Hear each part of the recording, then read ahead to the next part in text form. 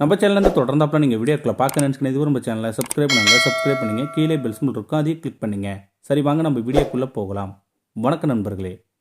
நம்ம ஊரில் உள்ள சின்ன ஹோட்டல் ஒன்றில் கையில் தூக்குவாளியுடன் ஒரு 10 வயது சின்ன குழந்தை, அண்ணா, அம்மா 10 இட்லி வாங்கி வர சொன்னாங்க, காசு நாளைக்கு தருவாங்களா என்றது.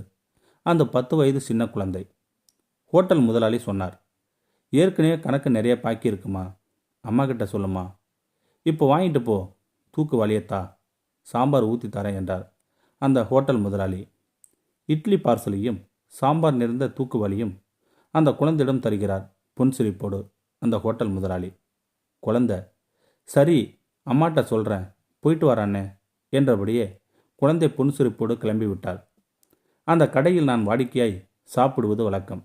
ஆதலால் நான் கேட்டுவிட்டேன் அந்த கடை முதலாளியிடம், நிறைய பாக்கி இருந்தா ஏன் மறுபடியும் கொடுக்குறீங்க என்றேன் நான்.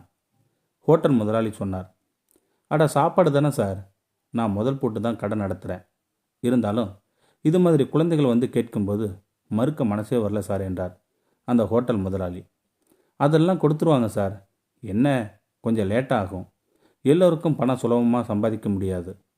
குழந்தை பசியால் கேட்டிருக்கேன் சார், அதான் சார் அதை அனுப்பியிருக்காங்க. நான் கொடுத்துருவேன் அப்படிங்கிற அவங்க நம்பிக்கையை நான் பொய்யாக்க விரும்பல சார் என்றார் அந்த ஹோட்டல் முதலாளி. நான் உழைச்சி சம்பாதிக்கிற காசு சார், கட்டாயம் வந்துடும். அதுவும் இல்லாமல் இப்போதைக்கு அந்த குடும்பம் சாப்பிடுதில்ல, அதான் சார் முக்கியம் என்றார் அந்த ஹோட்டல் முதலாளி. நான் உணவு தரவில்லை என்றால் அந்த குழந்தை தன் தாய்க்காக திருடப் போவான், அல்லது அந்த தாய் தன் குழந்தை பசிக்காக தவறான பாதைக்கு போவாள்.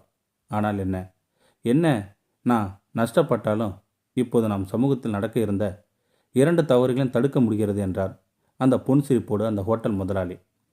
பாக்கெட்டில் இருந்த பணம் அப்படி ஒன்றும் எனக்கு மதிப்பான விஷயமாக தெரியவே இல்லை என்றார். நான் அன்று அளவாகத்தான் சாப்பிட்டேன், ஆனால் மனது நிறைந்தது.